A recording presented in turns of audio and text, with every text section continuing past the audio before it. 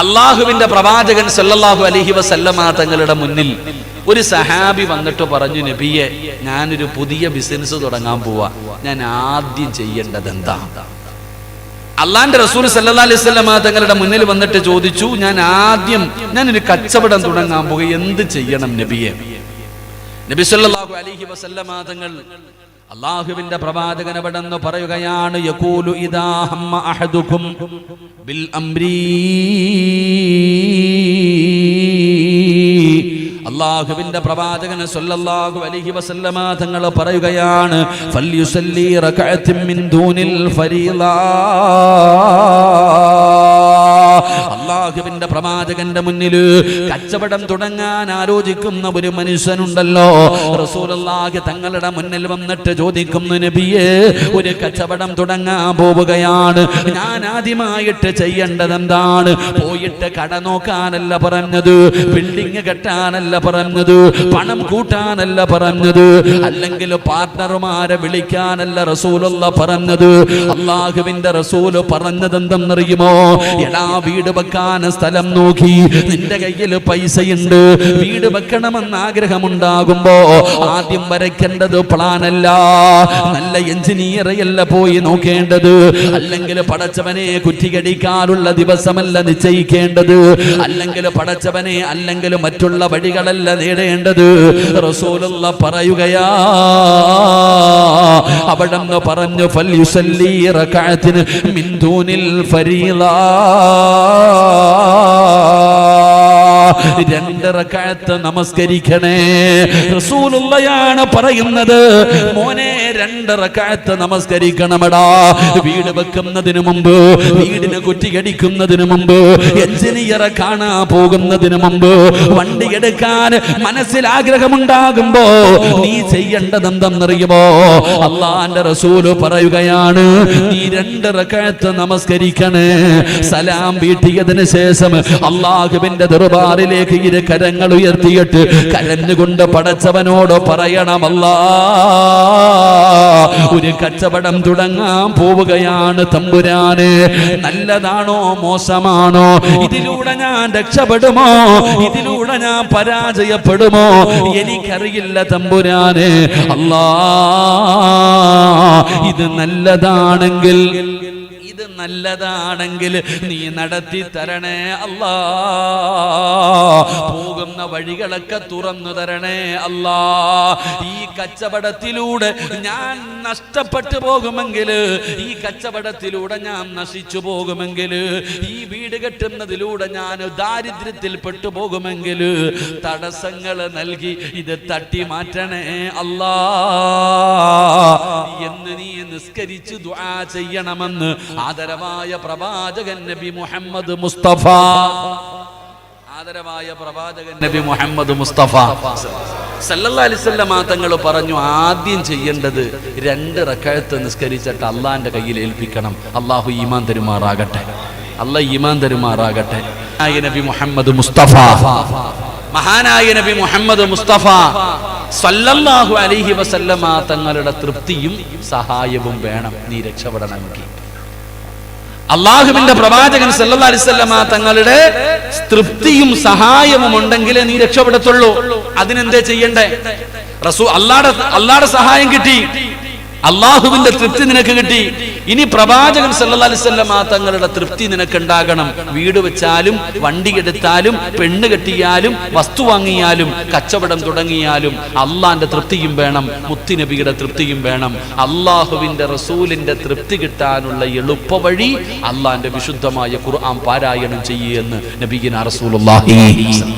എന്റെ പൊന്നു മോനെ, എടാ പൊന്നാര ചങ്ങാതി, വീട് വെക്കുന്നതിന് മുമ്പ് പള്ളിയിലെ ഉസ്താദിനെ വിളിച്ചിട്ട് ഒരു ഫാത്തിഹ എങ്കിലും ഓതിപ്പിക്കുക. അത്ര ഞാൻ പറഞ്ഞുള്ളൂ. നിനക്ക് റസൂലുള്ളാഹി തങ്ങളുടെ സഹായം വേണോ? ഖുർആൻ ഓത്. പള്ളിയിലെ ഉസ്താദിനെ വിളിക്കണമെന്ന് ഞാൻ പറയുന്നില്ല, നീയെങ്കിലും ഇരുന്നിട്ട് ഒരു യാസീൻ ഓതടാ മോനെ. വണ്ടി എടുക്കാൻ പോകുന്നതിന് മുമ്പ്, കച്ചവടം തുടങ്ങാൻ പോകുന്നതിന് മുമ്പ് ഒരു യാസീൻ ഓതടാ. കാരണം എന്തെന്നറിയോ? ഖുർആനിൽ 114 സൂറത്തുണ്ട്. പക്ഷേ മരിച്ച വീട്ടിൽ പോയാലും യാസീൻ, കല്യാണ വീട്ടിൽ പോയാലും യാസീൻ, മൗലിദിന് പോയാലും യാസീൻ, എവിടെ പോയാലും യാസീൻ. എന്താ യാസീന്റെ പ്രത്യേകത?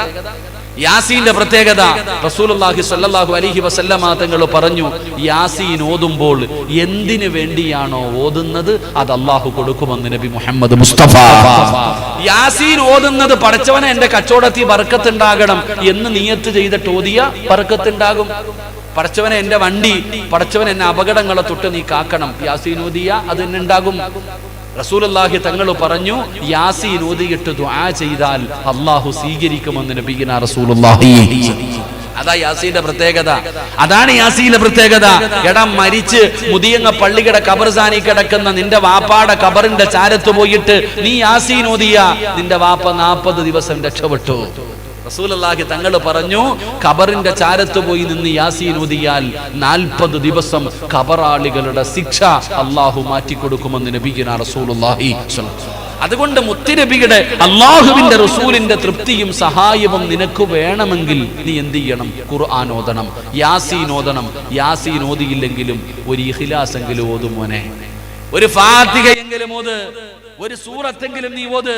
ആ ഓതുന്നതിലൂടെ അല്ലാഹുവിന്റെ തൃപ്തിയും കിട്ടി. അപ്പൊ വീട് വെക്കണമെന്ന് തീരുമാനിച്ചപ്പോ 2 റക്അത്ത് നിസ്കരിച്ചിട്ട് ദുആ ചെയ്ത ആരെങ്കിലും ഉണ്ടെങ്കിൽ ഒന്ന് കൈപൊക്കിക്കേ.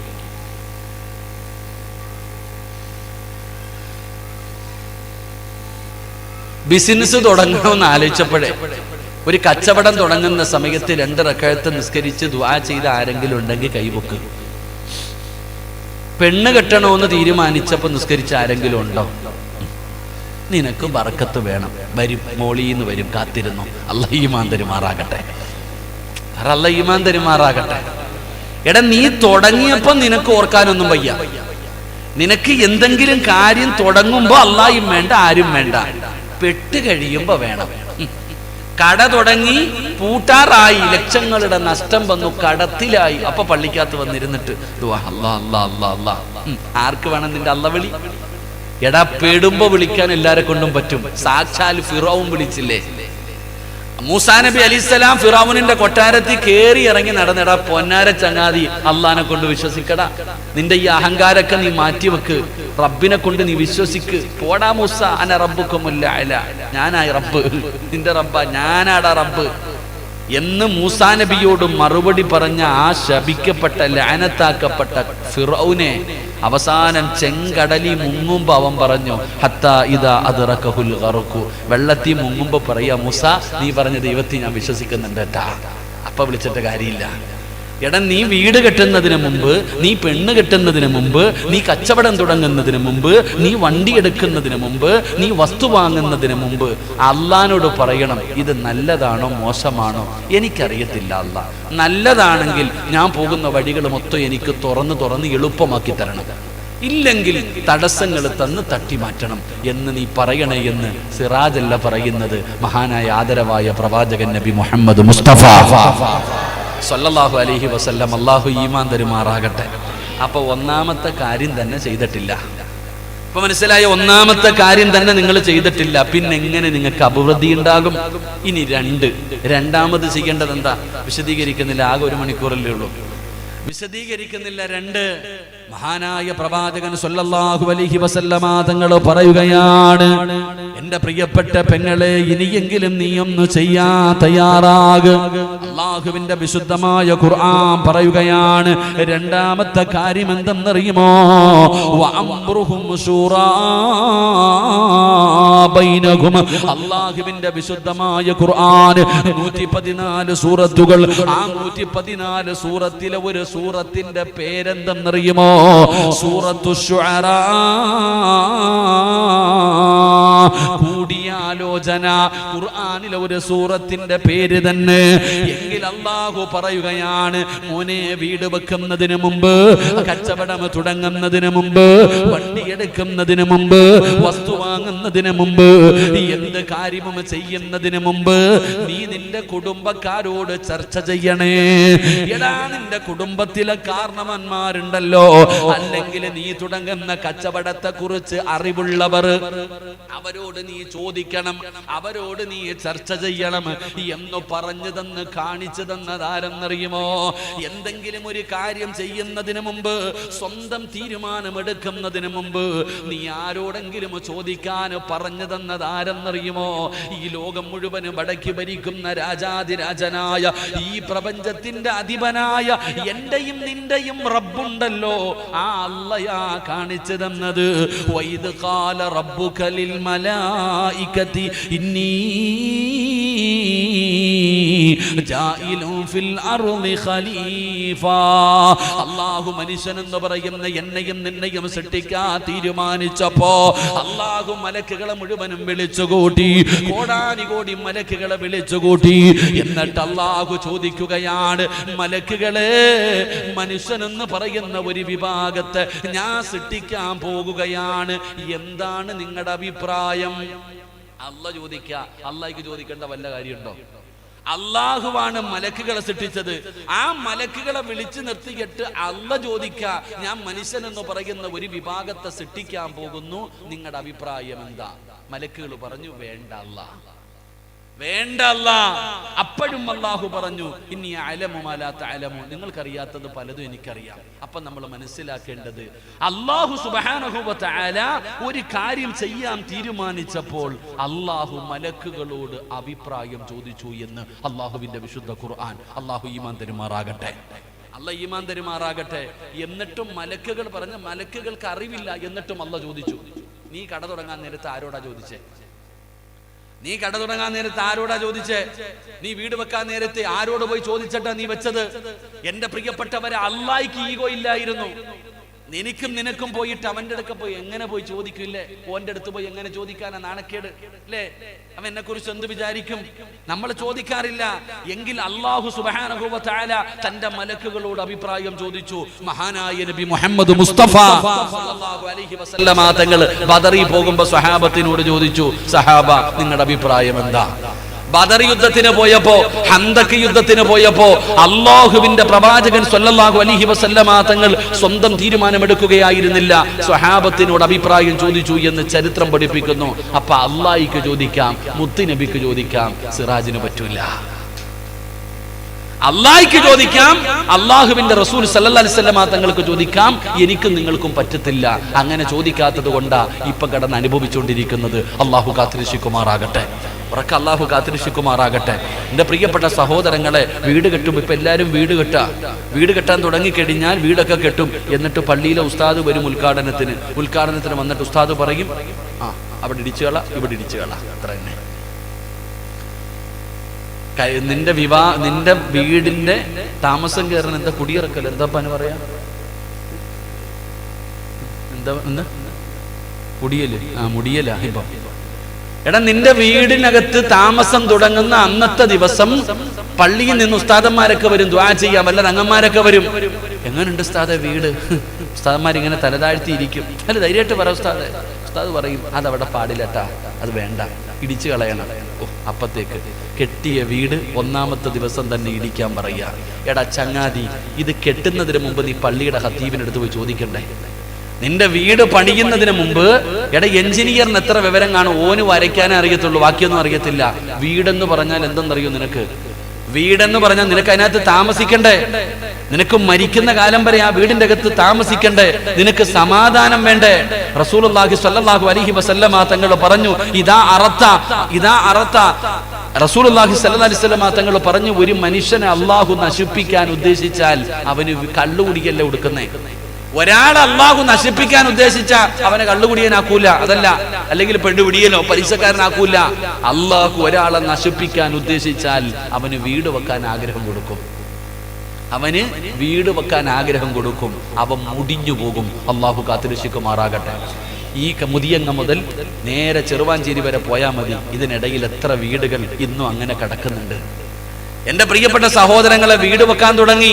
തന്റെ ജീവിതകാലം മുഴുവനും ഉണ്ടാക്കിയത് മുഴുവനും പൈസ ചെലവഴിച്ചു. വീടിന്റെ പണി തീർന്നോ? ഇല്ല. പിന്നെ കടം വാങ്ങാൻ തുടങ്ങി, പെണ്ണും പൊള്ളയുടെ വിൽക്കാൻ തുടങ്ങി. അതും തീരുന്നില്ല. അവസാനം പോയി ലോണും എടുത്തിട്ട് വീട് പണിതു. പടച്ചവനെ, ഇപ്പോ ആ ലോണൊന്ന് ഒഴിയാൻ വേണ്ടി വീട് വിൽക്കാൻ തയ്യാറായി നിൽക്കുക പലരും. അല്ലാഹു കാത്തിരക്ഷിക്കുമാറാകട്ടെ. കാരണം എന്താ? വീടെന്ന് പറഞ്ഞാൽ അതാ നിനക്ക് കളിയാ. ഒരു വീട് വെക്കുന്ന സമയത്ത് പള്ളിയിലെ ഉസ്താദിന്റെ അടുക്ക വന്നിട്ട് പറയാ, ഉസ്താദെ കന്നിമൂലയ്ക്ക് എന്തോ കുഴപ്പമുണ്ട് ഉസ്താദെ. കന്നിമൂലയ്ക്കല്ലടാ, നിന്റെ തലയ്ക്കാ കുഴപ്പം. ഞാൻ പറഞ്ഞത് മക്കളെ, പള്ളിയിലെ ഉസ്താദന്മാരോട് പോയി ചോദിക്കുക. വീട് വെക്കുന്നതിന് മുമ്പ്, ഓരോ കച്ചവടങ്ങൾ ചെയ്യുന്നതിന് മുമ്പ് കച്ചവടം ചെയ്തു പരിചയമുള്ളവരോട് നീ ചോദിക്ക്, ഇത് ചെയ്താൽ രക്ഷപ്പെടാൻ വല്ല വഴിയുമുണ്ടോ? വീട്ടിലെ വാപ്പാടെ വാപ്പ കാരണവന്മാര് കുറെ എണ്ണം ഉണ്ടല്ലോ മോനെ, ഒന്ന് പോയി ചോദിക്കടാ. പെണ്ണ് കെട്ടാൻ പോകുമ്പോൾ പോലും നീ ചോദിക്കത്തില്ല, പിന്നെ കച്ചവടം ചെയ്യുമ്പോൾ. പെണ്ണ് കെട്ടാൻ പോകുന്ന സമയത്ത് പോലും പണ്ടത്തെ കാലങ്ങളിൽ പെൺകുട്ടികൾ വീട്ടിലേക്ക് കയറി വരുമ്പോൾ വാപ്പ പറഞ്ഞു, മോളെ നിന്റെ കല്യാണം ഉറപ്പിച്ചു, ഇതാണ് പുതിയ അപ്പള. കണ്ടു, കഴിഞ്ഞു, അൽഹംദുലില്ലാ. ഇപ്പൊ 11ാം ക്ലാസ്സിൽ പഠിക്കുന്ന, +1 പഠിക്കുന്ന മകള് വീട്ടിൽ വന്നിട്ട് പറയും, ഞാനൊരുത്തനെ നോക്കി വെച്ചിട്ടുണ്ട്, നിങ്ങൾ കെട്ടിച്ചെന്നാ മതി. ഇതവസ്ഥ. എന്നിട്ട് കടന്ന് അനുഭവിക്കുകയാ. അള്ളാഹു കാത്തുരക്ഷിക്കുമാറാകട്ടെ.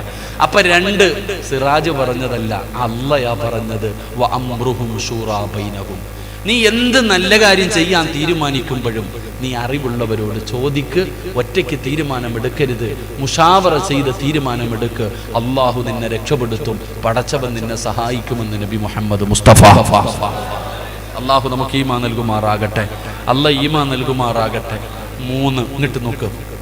3 അള്ളാഹുവിന്റെ റസൂൽ സല്ലല്ലാഹു അലൈഹി വസല്ലം തങ്ങൾ പറഞ്ഞു, അള്ളാഹുവിന്റെ തൃപ്തിയും അള്ളാഹുവിന്റെ സഹായവും നീ ഉറപ്പിക്കണം. കച്ചവടത്തിന് ഇറങ്ങുമ്പോ, ഒരു പുതിയ കച്ചവടത്തിന് ഇറങ്ങുമ്പോ നീ ഒരു കാര്യം ഉറപ്പിക്കണം, അള്ളാഹുടെ സഹായം ഉണ്ടോ ഇല്ലേ, അതാ നോക്കണ്ടേ. അള്ളാഹ് സഹായിച്ചില്ലെങ്കിൽ നീ പോയി. അള്ളാന്റെ സഹായം ഉറപ്പിച്ചിട്ട് വേണം നീ കച്ചവടത്തിന് ഇറങ്ങാൻ. അള്ളാന്റെ സഹായം ഉറപ്പിച്ചിട്ട് വേണം നീ വീട് വെക്കാൻ ഇറങ്ങാൻ. അള്ളാന്റെ സഹായം ഉറപ്പിച്ചിട്ട് വേണം നീ പെണ്ണ് കെട്ടാൻ ഇറങ്ങാൻ. അള്ളാന്റെ സഹായം ഉറപ്പിച്ചിട്ട് വേണം നീ വണ്ടി വാങ്ങാൻ ഇറങ്ങാൻ. അപ്പൊ റസൂലുള്ളാഹി തങ്ങളോട് സഹാബത്ത് ചോദിച്ചു, എങ്ങനെയാ നബിയെ അള്ളാന്റെ സഹായം കിട്ടാ, അള്ളാന്റെ തൃപ്തി കിട്ടാ? ഒരൊറ്റ ഉദാഹരണം ഞാൻ ചോദിക്കട്ടെ.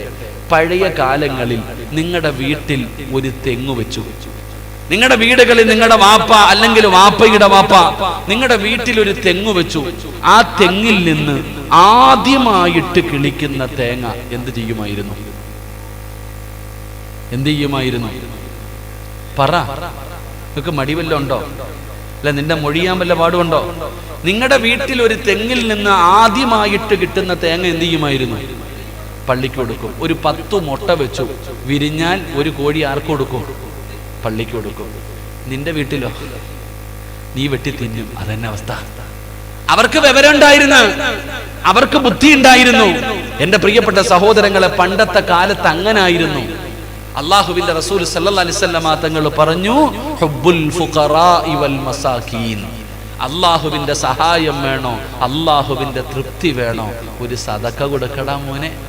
10ാം ക്ലാസ്സിൽ പരീക്ഷ എഴുതാൻ പോകുന്ന കുട്ടികൾ പള്ളിയുടെ മുന്നിലെത്തുമ്പോൾ ഒരു 5 രൂപ പള്ളിയുടെ വഞ്ചിപ്പെട്ടിയിടും. എന്തിന്?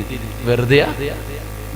ദൂരെ യാത്ര പോകുന്നവർ, ലോഡുമായിട്ട് പോകുന്നവർ പള്ളി കാണുമ്പോ ആ പള്ളിയുടെ മുന്നിൽ ഒരു വഞ്ചി കാണും. ആ വഞ്ചിയിൽ മുസ്ലിമും ഇടും, ഹൈന്ദവനും ഇടും, ക്രിസ്ത്യാനിയും ഇടും. എന്തിനാ ഇടുന്നേ? അള്ളാഹുടെ സഹായം കിട്ടാൻ. പക്ഷേ നീ വീട് വെച്ചപ്പോ ആർക്കാ പൈസ കൊടുത്തേ?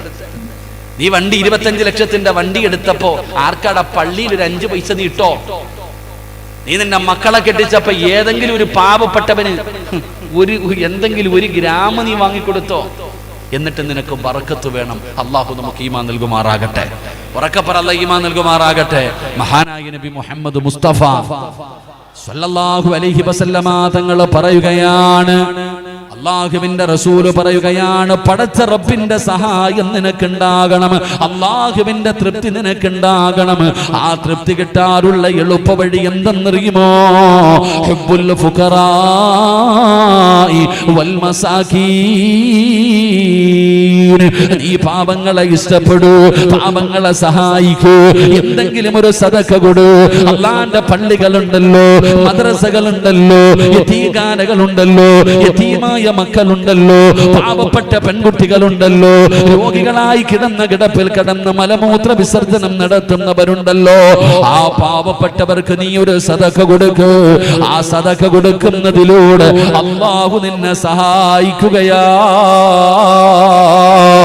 റസൂലുള്ളാഹി പറഞ്ഞല്ലോ, അസ്സദഖത്തു റദ്ദുൽ ബലായാ. സദഖ വിപത്തുകളെ തട്ടിമാറ്റുമെന്ന് ആദരവായ പ്രവാചകൻ നബി മുഹമ്മദ് മുസ്തഫ ഒക്കെ ആദരവായ പ്രവാചകൻ നബി മുഹമ്മദ് മുസ്തഫ അല്ലാഹുവിന്റെ റസൂല് പറഞ്ഞു, നീ എന്തെങ്കിലും ഒരു സദഖ കൊടുക്ക്, അള്ളാഹു ഈമാൻ തരുമാറാകട്ടെ. വഅദ് പറയുന്ന ഉസ്താദിനൊന്നുമില്ല, കേൾക്കാൻ വന്നവർക്ക് ചായയും ബിസ്ക്കറ്റും കുടിക്ക്, അള്ളാഹു നമുക്ക് ഈമാൻ തരുമാറാകട്ടെ. മാസ്ക് ഒക്കെ എടുത്തിട്ട് കുടിക്കട്ടാ കേട്ടാ, മാസ്ക് എടുത്തിട്ട് ചിലപ്പോൾ എടുത്ത് ഒരൊറ്റ കടി മാസ്ക് വെച്ചിട്ട് അങ്ങനെ വേണ്ട, കൊടുക്കൊടു, അൽഹംദുലില്ലാ, അള്ളാഹ് ഈമാൻ തരുമാറാകട്ടെ. എന്ത് ചെയ്യാനാ പറഞ്ഞത്? സദഖ കൊടുക്കാൻ. എന്റെ പ്രിയപ്പെട്ട സഹോദരങ്ങളെ, സഹോദരിമാരെ, നിങ്ങളൊക്കെ വീട് വെച്ചപ്പോ 5 നയാ പൈസ പള്ളിയുടെ മുതിയങ്ങ പള്ളിയുടെ വഞ്ചിപ്പട്ടിയിൽ ഒരു 10 രൂപ ഇട്ടോ. ഒരു 10 രൂപ ഇട്ടോ. ഒരൊറ്റ ഉദാഹരണം പറയാം. നമ്മളൊക്കെ മക്കളുടെ കല്യാണം നടത്താറുണ്ട്, മക്കളുടെ നിക്കാഹ് നടത്താറുണ്ട്. പടച്ചവനെ പന്തലുകാരനെ വിളിക്കും, ഇവിടെ മൊത്തവും പന്തല് കെട്ടണം, എത്ര രൂപ വേണം? 1 ലക്ഷം രൂപ. എടാ 95-ന് കെട്ടിയോ? ഇല്ലില്ല, 1 ലക്ഷം, നീ എടുത്തോ, ഓക്കെ. ഭക്ഷണം വെക്കുന്നവനെ വിളിക്കും, എത്ര വേണം? 2500 പേർക്ക് ഭക്ഷണം വേണം, എത്ര വേണം? 1 ലക്ഷം, എടുത്തോ. ക്യാമറമാനെ വിളിക്കും, എത്ര വേണം? 25,000 രൂപ, ഉറപ്പിച്ചു. ബൈക്ക് റാലി നടത്താൻ അതിനുള്ള ഞാൻ അങ്ങോട്ട് പോണില്ല, റെഡി. ഇതെല്ലാം ചെയ്തു, ഇതെല്ലാം നിങ്ങൾ ചെയ്തു. അങ്ങനെ അവസാനം നിന്റെ മകളുടെ നിക്കാഹ് മുതിയങ്ങ പള്ളിക്കകത്ത് വെച്ച് നടക്കാം. ഖത്തീബ് എന്താ ഇപ്പൊ ഇവിടുത്തെ? പോയില്ലേ, കുഴപ്പമില്ല, അള്ളാഹു അദ്ദേഹത്തിന് ദീർഘായുസ് കൊടുക്കുമാറാകട്ടെ. മുതിയങ്ങ പള്ളിക്കകത്ത് വെച്ചിട്ട് നിന്റെ മോന്റെ കെട്ട് നടക്കാം, നിന്റെ മകളുടെ നിക്കാഹ് നടക്കുകയാ.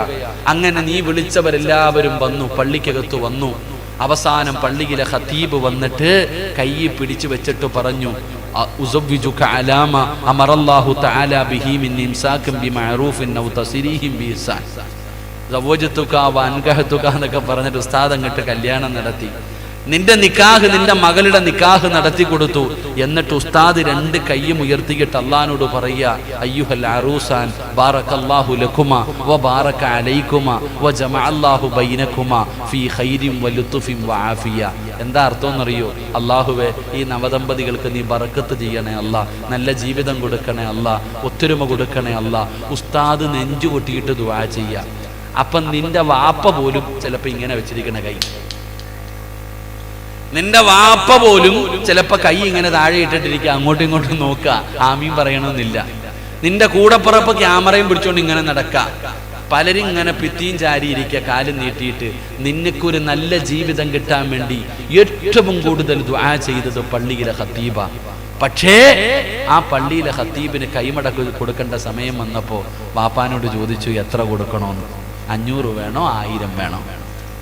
നിന്റെ ജീവിതത്തിൽ നിന്റെ നിക്കാഹിന്റെ അന്ന് ഏറ്റവും വലിയ പുണ്യകർമ്മം ചെയ്ത് നിനക്ക് വേണ്ടി ദുആ ചെയ്തു തന്ന ആ പള്ളിയിലെ ഖത്തീബിന് കൊടുക്കാൻ പൈസയുടെ സമയമായപ്പോ നീ കണക്ക് നോക്കി. 3 മാസം കഴിഞ്ഞപ്പോ കമ്മിറ്റി ഓഫീസിൽ വന്നിരിക്കുക, ഉസ്താദെ 2 പേരും പിരിയാ നിക്ക, ഒന്ന് നേരെയാക്കി തരാൻ, അല്ലാഹു ഈമാൻ തരുമാറാകട്ടെ. കല്യാണത്തിന്റെ അന്ന് നിനക്ക് ഓർമ്മയില്ലായിരുന്നു, നിക്കാഹിന്റെ അന്ന് നിനക്ക് ഓർമ്മയില്ല. പക്ഷെ എന്ന് ഓർമ്മ വന്നു, മോളും ഭർത്താവും തമ്മിൽ അടിച്ച് പിരിഞ്ഞ് തലാഖിന്റെ വക്കിലെത്തിയപ്പോ പള്ളിക്കകത്ത് വന്നിരുന്നിട്ട് പറയാ, നേരെയാക്കാൻ. അപ്പോഴാണോടാ നേരെയാക്കേണ്ടത് വാപ്പ? ഞാൻ പറഞ്ഞു വന്നത്, അള്ളാഹുവിന്റെ സഹായവും തൃപ്തിയും ഉറപ്പിച്ചിട്ട് വേണം ഏതു പണിക്കും ഇറങ്ങാൻ. ഇല്ലാതെ കിടന്ന് കരഞ്ഞിട്ട് കാര്യമില്ല. അല്ലാഹു ഈമാൻ തരുമാറാകട്ടെ. അതിനുള്ള വഴി ഒരു 10 പൈസ, ഒരു 10 രൂപ, ഒരു 5 രൂപ അള്ളാഹു പറയുന്നു, പള്ളിക്കോ മദ്രസയ്ക്കോ യതീംഖാനയ്ക്കോ നിനക്ക് ഇഷ്ടമുള്ളവർക്ക് നീ കൊടുക്ക്, അള്ളാഹു നിന്നെ സഹായിക്കുമെന്ന് നബിയുനാ റസൂലുള്ളാഹി. 3 4 നിർത്താറായോ? സാധാരണ മടുക്കുമ്പോ പറയണം കേട്ടാ, കാരണം ഇത് വയലല്ലല്ലോ, ക്ലാസ് അല്ലേ, അതുകൊണ്ട്. 4 മഹാനായ നബി മുഹമ്മദ് മുസ്തഫ, മഹാനായ നബി മുഹമ്മദ് മുസ്തഫ സല്ലല്ലാഹു അലൈഹി വസല്ലമ തങ്ങളുടെ തൃപ്തിയും സഹായവും വേണം നീ രക്ഷപ്പെടണമെങ്കിൽ. അള്ളാഹുവിന്റെ പ്രവാചകൻ സല്ലല്ലാഹു അലൈഹി വസല്ലമ തങ്ങളുടെ തൃപ്തിയും സഹായവും ഉണ്ടെങ്കിലേ നീ രക്ഷപ്പെടത്തുള്ളൂ. അതിനെന്തേ ചെയ്യണ്ടേ? അള്ളാഹുടെ സഹായം കിട്ടി, അള്ളാഹുവിന്റെ തൃപ്തി നിനക്ക് കിട്ടി. ഇനി പ്രവാചകൻ സല്ലല്ലാഹു അലൈഹി വസല്ലമ തങ്ങളുടെ തൃപ്തി നിനക്ക് ഉണ്ടാകണം. വീട് വെച്ചാലും, വണ്ടി എടുത്താലും, പെണ്ണ് കെട്ടിയാലും, വസ്തു വാങ്ങിയാലും, കച്ചവടം തുടങ്ങിയാലും അള്ളാന്റെ തൃപ്തിയും വേണം, മുത്തുനബിയുടെ തൃപ്തിയും വേണം. അള്ളാഹുവിന്റെ റസൂലിന്റെ തൃപ്തി കിട്ടാനുള്ള എളുപ്പ വഴി അള്ളാന്റെ വിശുദ്ധമായ ഖുർആൻ പാരായണം ചെയ്യുമെന്ന് നബിയുനാ റസൂലുള്ളാഹി. എന്റെ പൊന്നുമോനെ, എടാ പൊന്നാര ചങ്ങാതി, വീട് വെക്കുന്നതിന് മുമ്പ് പള്ളിയിലെ ഉസ്താദിനെ വിളിച്ചിട്ട് ഒരു ഫാത്തിഹ എങ്കിലും ഓതിപ്പിക്കുക. അത്ര ഞാൻ പറഞ്ഞുള്ളൂ. നിനക്ക് റസൂലുള്ളാഹി തങ്ങളുടെ സഹായം വേണോ? ഖുർആൻ ഓത്. പള്ളിയിലെ ഉസ്താദിനെ വിളിക്കണമെന്ന് ഞാൻ പറയുന്നില്ല, നീയെങ്കിലും ഇരുന്നിട്ട് ഒരു യാസീൻ ഓതടാ മോനെ. വണ്ടി എടുക്കാൻ പോകുന്നതിന് മുമ്പ്, കച്ചവടം തുടങ്ങാൻ പോകുന്നതിന് മുമ്പ് ഒരു യാസീൻ ഓതടാ. കാരണം എന്തെന്നറിയോ? ഖുർആനിൽ 114 സൂറത്തുണ്ട്. പക്ഷേ മരിച്ച വീട്ടിൽ പോയാലും യാസീൻ, കല്യാണ വീട്ടിൽ പോയാലും യാസീൻ, മൗലിദിന് പോയാലും യാസീൻ, എവിടെ പോയാലും യാസീൻ. എന്താ യാസീന്റെ പ്രത്യേകത? യാസീന്റെ പ്രത്യേകത റസൂലുള്ളാഹി സ്വല്ലല്ലാഹു അലൈഹി വസല്ലമ തങ്ങൾ പറഞ്ഞു, യാസീൻ ഓതുമ്പോൾ എന്തിനു വേണ്ടിയാണോ ഓതുന്നത് അത് അല്ലാഹു കൊടുക്കുമെന്ന് നബി മുഹമ്മദ് മുസ്തഫ. യാസീൻ ഓതുന്നത് പടച്ചവനെ എന്റെ കച്ചവടത്തിൽ ബർക്കത്തുണ്ടാകണം എന്ന് നിയത്ത് ചെയ്തിട്ട് ഓതിയ ബർക്കത്തുണ്ടാകും. പടച്ചവനെ എന്റെ വണ്ടി, പടച്ചവൻ എന്നെ അപകടങ്ങളെ തൊട്ട് നീ കാക്കണം, യാസീൻ ഓതിയ അത് തന്നെ ഉണ്ടാകും. റസൂലുള്ളാഹി തങ്ങൾ പറഞ്ഞു, യാസീൻ ഓതിയിട്ട് ദുആ ചെയ്താൽ അല്ലാഹു സ്വീകരിക്കുമെന്ന് നബിയിന റസൂലുള്ളാഹി. അതാ യാസീന്റെ പ്രത്യേകത, അതാണ് യാസീന്റെ പ്രത്യേകത. എടാ, മരിച്ച് മുതിയങ്ങ പള്ളിയുടെ ഖബർസാനി കിടക്കുന്ന നിന്റെ വാപ്പാടെ ഖബറിന്റെ ചാരത്ത് പോയിട്ട് നീ യാസീൻ ഓതിയ നിന്റെ വാപ്പ 40 ദിവസം രക്ഷപ്പെട്ടു. റസൂലുള്ളാഹി തങ്ങൾ പറഞ്ഞു, ഖബറിന്റെ ചാരത്ത് പോയി നിന്ന് യാസീൻ ഓതിയാൽ 40 ദിവസം ഖബറാളികളുടെ ശിക്ഷ അല്ലാഹു മാറ്റിക്കൊടുക്കുമെന്ന് നബിയിന റസൂലുള്ളാഹി. അതുകൊണ്ട് മുത്തുനബിയുടെ, അല്ലാഹുവിന്റെ റസൂലിന്റെ തൃപ്തിയും സഹായവും നിനക്ക് വേണമെങ്കിൽ നീ എന്ത് ചെയ്യണം? ഖുർആൻ ഓതണം, യാസീൻ ഓതണം. യാസീൻ ഓതിയില്ലെങ്കിലും ഒരു ഇഖ്ലാസ് എങ്കിലും ഓതും മോനെ, ഒരു ഫാത്തിഹ എങ്കിലും ഓത്, ഒരു സൂറത്തെങ്കിലും നീ ഓത്. ആ ഓതുന്നതിലൂടെ അല്ലാഹുവിന്റെ തൃപ്തിയും കിട്ടി. മഹാനായ നബി മുഹമ്മദ് മുസ്തഫ സല്ലല്ലാഹു അലൈഹി വസല്ലമ തങ്ങളുടെ തൃപ്തിയും സഹായവും നിനക്ക് ലഭിക്കുകയാണ്. അല്ലാഹ് നിന്നെ രക്ഷപ്പെടുത്തിയില്ലേ? മുത്തി നബി ഇഷ്ടപ്പെട്ട് കഴിഞ്ഞില്ലേ? ഇനി എന്താണ് നിനക്ക് വേണ്ടത്? ഇനി എന്താണ് നിനക്ക് വേണ്ടത്? ഒന്ന്, ഏത് നല്ല കാര്യവും ചെയ്യാൻ തീരുമാനിക്കുമ്പോൾ ഒന്നാമത് ചെയ്യേണ്ടത് ഫൽയുസല്ലി റകഅതൻ മിൻ ദൂനിൽ ഫരീള, 2 റകഅത്ത് നിസ്കരിച്ചിട്ട് ദുആ ചെയ്യണേ. രണ്ടാമത്തെ കാര്യം എന്തെന്നറിയുമോ? അറിവുള്ളവരോട് ചോദിക്ക്, മുശാവറ ചെയ്ത് വഅംറുഹും ശൂറാ ബൈനഹും. നീ അറിവുള്ളവരോട് ചോദിക്കാതെ നീ ചെയ്യരുത്. 3, അല്ലാഹുവിന്റെ തൃപ്തി നേടണേ, അല്ലാഹുവിന്റെ സഹായം നേടണേ. അതിനുള്ള എളുപ്പ വഴി ഹുബ്ബുൽ ഫുഖറാഇ വൽ മസാകീൻ, എന്തെങ്കിലും ഒന്ന് സദഖ കൊടുക്കൂ. 4, പ്രവാചകന്റെ തൃപ്തി വേണം, അല്ലാഹുവിന്റെ റസൂൽ നിന്നെ സഹായിക്കണം. അതിനുള്ള വഴി എന്ത്? ഖുർആൻ ഓത്, സൂറത്തു യാസീൻ ഓത്, സൂറത്തുൽ ഇഖ്ലാസും മുഅവ്വദതൈനി ഓത്. അതിലൂടെ മുത്തുനബിയുടെ സഹായം നിനക്ക് ലഭിക്കുമെന്ന് ആദരവായ പ്രവാചകൻ നബി മുഹമ്മദ് മുസ്തഫ. 5-ാമത്തെ കാര്യം എന്തെന്നറിയുമോ? 5-ാമത്തെ കാര്യം എന്തെന്നറിയുമോ? അല്ലാഹു കഴിഞ്ഞു, മുത്തുനബി കഴിഞ്ഞു. അടുത്ത കാര്യം എന്തെന്നറിയോ? ഉമ്മാനെ കൊണ്ട് ദുആ ചെയ്യിപ്പിക്കണേ, വാപ്പാനെ കൊണ്ട് ദുആ ചെയ്യിപ്പിക്കണേ. മാതാപിതാക്കളുടെ തൃപ്തിയും ദുആയും നീ വാങ്ങിയാ നീ രക്ഷപ്പെടുമെന്ന് നബി മുഹമ്മദ് മുസ്തഫ. 3-ാമത്തെ 5-ാമത്തെ കാര്യം, വാപ്പാന്റെയും ഉമ്മാന്റെ അടുക്കലും പോയി പറഞ്ഞിട്ട് പറയണം ദുആ ചെയ്യാൻ. വീടിന്റെ മുന്നിൽ ഒരു പുതിയ കാറ് വന്നു നിന്നു. വാപ്പ ചോദിച്ചു, ആരുടേതാ? ഞാൻ എടുത്തതാ വാപ്പ, ഞാൻ എടുത്തതാ വാപ്പ. ഇത് ഏതാടാ ഈ പെണ്ണ്? കല്യാണം കഴിച്ചിട്ട് വിളിച്ചോണ്ട് വരുവാ വാപ്പ. ഇതാ നിന്റെ അവസ്ഥ. ഒരു കച്ചവടം തുടങ്ങി, മുതിയങ്ങയില് ചെറുവാഞ്ചേരിയില് കൂത്തുപറമ്പിൽ ഒരു കട തുടങ്ങി. ലക്ഷങ്ങളുടെ കടം വന്നിട്ട് അവസാനം വീടിന്റെ അകത്ത് ബെഡ്റൂമിൽ ചെന്നപ്പോ പെണ്ണുമ്പിള്ള എടുത്ത് പറഞ്ഞു, എടി പൊന്നാര ഐഷ മൊത്തവും പോയടി. അങ്ങനെ തന്നെ വേണേക്കാ നിങ്ങൾക്ക്. സ്വന്തം പെണ്ണുമ്പിള്ള പറയാ, അങ്ങനെ തന്നെ വേണം. അന്നേ ഞാൻ പറഞ്ഞല്ലേ ഈ പണിക്കിറങ്ങണ്ടാന്ന്. ലക്ഷങ്ങളുടെ കടം വന്നിട്ട് ബെഡ്റൂമിൽ ചെന്നപ്പോ കൂടെ കിടക്കുന്നവള് പറയാ, നിങ്ങൾക്ക് അങ്ങനെ തന്നെ വേണം. ഉടനെ അവിടെ നിന്ന് സമാധാനമില്ലാതെ വെളിയിൽ വന്നിട്ട് ഹാളിൽ വന്നിട്ട് കാല് നീട്ടിക്കിട്ട് ലൈറ്റ് ഓഫ് ആക്കിയിട്ടിരിക്കുക. ഉമ്മ വന്നിട്ട് ചോദിക്കുന്നു, എന്തേ മോനെ ഉറങ്ങണില്ലേ? എന്തേ ഉമ്മ ഉറങ്ങണില്ലേ? ഉമ്മ കച്ചവടമൊക്കെ പോയി ഉമ്മ, എല്ലാം നഷ്ടത്തിലായി. പോട്ട മോനെ, അല്ല സഹായിക്കൂടാ. അതാ ഉമ്മ. എല്ലാം നഷ്ടപ്പെട്ടിട്ട് നീ ഇരിക്കുമ്പോഴും ഉമ്മയ്ക്ക് പരാതിയൊന്നുമില്ല. ഉമ്മ പറയും, അള്ളാഹു നിന്നെ സഹായിക്കും, നീ പേടിക്കണ്ട. അള്ളാഹു നമുക്ക് ഈമാൻ തരുമാറാകട്ടെ. എൻ്റെ പ്രിയമുള്ള സഹോദരങ്ങളെ, മുഅ്മിനീങ്ങളെ, ഞാൻ പറഞ്ഞു വന്നത്, നീ വാപ്പാനോടും ഉമ്മാനോടും പറഞ്ഞിട്ട് ദുആ ചെയ്യിപ്പിക്കണം. അവരുടെ ദുആ നിന്റെ ജീവിതത്തിൽ വലിയ ഒരു ഘടകമാണ് രക്ഷപ്പെടാൻ. എന്റെ പ്രിയപ്പെട്ട സഹോദരങ്ങളെ, ചരിത്രം എടുത്തു നോക്ക്. നമ്മളിൽ എത്ര പേരാ ഉമ്മാനോടും ബാപ്പാനോടും പറയുന്ന? പെണ്ണുമ്പിള്ള അടുത്ത് എല്ലാം പറയും. ഞാനും നിങ്ങളും ഭാര്യയുടെ അടുത്ത് പോയിട്ട് എല്ലാ കാര്യങ്ങളും പറയും. പക്ഷേ അതിനകത്ത് ചർച്ച ചെയ്യുന്ന ഉമ്മ വെളിയിൽ നിന്ന് കേൾക്കണേ. ഒരൊറ്റ ഉദാഹരണം ഞാൻ ചോദിക്കട്ടെ. എത്രയോ കേരളത്തിലെ ഏറ്റവും വലിയ സമ്പന്നന്മാരുടെ ചരിത്രം എടുത്തു നോക്ക്. രാവിലെ അവർ വൈകുന്നേരം കച്ചവടം കഴിഞ്ഞ് വീട്ടിൽ കയറി വന്നാൽ നേരെ ഉമ്മ ഉണ്ടോ വാപ്പ ഉണ്ടോ മാതാപിതാക്കൾ ഉണ്ടെങ്കിൽ അവരുടെ റൂമിൽ പോയിട്ട് താക്കോല് തലകണിയുടെ അടിയിൽ വെച്ചിട്ട് ഉമ്മായെ പോയി കാണും. ഉമ്മാടെയും വാപ്പാടെയും റൂമിൽ പോയി ആ കടയുടെ താക്കോല് കൊണ്ടുപോയിട്ട് അവരുടെ കയ്യിൽ കൊടുത്തിട്ട് ഉമ്മാനും വാപ്പാനോടും ഒരു 2 മിനിറ്റ് സംസാരിച്ചിട്ട് പെണ്ണുമ്പിള്ള എടുത്ത് പോത്തുള്ളൂ. രാവിലെ കച്ചവടത്തിന് പോകാൻ ഇറങ്ങുമ്പോൾ കുളിച്ചൊരുങ്ങി ഭക്ഷണം കഴിച്ചു നേരെ ഉമ്മാടെ റൂമിൽ പോയിട്ട് ഉമ്മാടെ കയ്യിൽ നിന്ന് താക്കോല് വാങ്ങും. ഉമ്മാടെ കയ്യിൽ നിന്ന് താക്കോല് വാങ്ങും. എന്നിട്ട് കച്ചവടത്തിന് പോകും. അവരൊക്കെ രക്ഷപ്പെട്ടു. നീയോ? കച്ചവടം കഴിഞ്ഞിട്ട് നേരെ കൊണ്ടുപോയി പെണ്ണുമ്പിള്ളയുടെ കയ്യിൽ താക്കോലും പൈസയും കൊടുത്തിട്ട് പറയും പൂട്ടി വെച്ചോ, കാണിക്കണ്ട.